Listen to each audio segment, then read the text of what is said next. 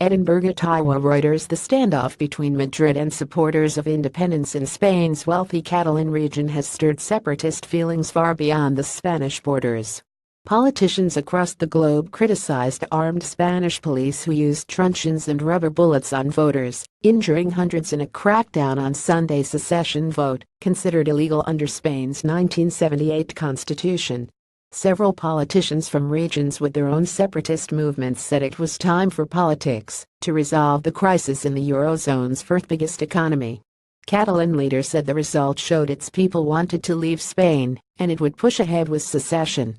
Madrid has ruled out talks until, it said, Catalonia acts within the law. The solution is political. It won't be through repression, it won't be through brutality, and what needs to happen is a political discussion. I think that's reality, Quebec's Premier Philippe Couillard told reporters. He drew parallels for a potential solution to his own province, which has held two referendums on whether to separate from Canada, and the last of which in 1995 was narrowly defeated. Other politicians called on the European Union, currently facing a huge challenge to its unity in Britain's impending exit from the bloc, to intervene in a deepening crisis that has shaken the euro and Spanish stocks and bonds. They said it was a matter of human rights. Joanna Cherry, a lawmaker from the Scottish National Party, called on the EU to up its game. Her party lost a legally binding referendum on Scottish independence from the UK in 2014, the terms of which were hammered out between both sides. The split Scottish government is urging talks to let Catalans decide their own future. Spain will maintain that this vote is not legitimate, but the strength of feeling demonstrated cannot be ignored by Spain, it said. Matt Carthy, European lawmaker for Irish nationalists Sinn Féin, whose aim is to unite British-run Northern Ireland with the Irish Republic, called the EU a shower of utter hypocrites. The EU has ignored a vicious assault on EU citizens in Catalonia because they had the audacity to vote, he told fellow European lawmakers in an emotional-charged speech. We are told the EU stands for peace, democracy and human rights.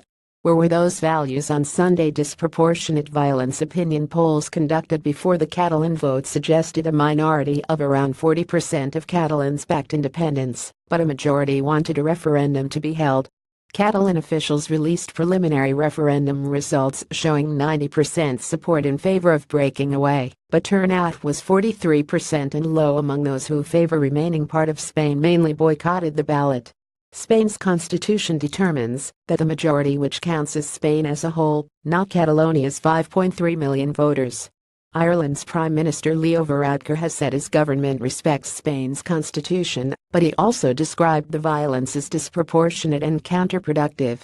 Spain's Deputy Prime Minister and European Commission First Vice President Frans Timmermans have said the use of force was proportionate.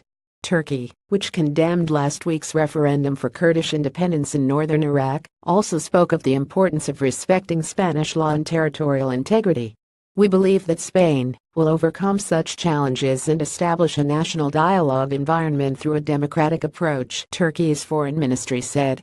In Serbia, officials accused the EU of double standards by refusing to recognize Catalonia's vote and at the same time supporting the independence of Serbia's former province Kosovo. Another world breakaway group, the Movement for the Autonomy of Graz, which wants autonomy for Poland's region, said that events in Spain were proof of the temptation to use repression to control political dissent. The European community should work out rules and procedures for solving similar conflicts, it said. Its indifference with respect to the forceful repression of aspirations of Catalan people for self-rule will be interpreted as a sign of weakness and will deepen the confidence crisis that many Europeans feel towards EU institutions. Reporting by Leishner in Ottawa, Amanda Ferguson in Belfast, Marcin Godig in Warsaw, Dominic Evans in Ankara, Ivana Sekularak in Belgrade. Writing and reporting by Elizabeth Lowry. Editing by Anna Willard. Thomson Reuters Trust Principles.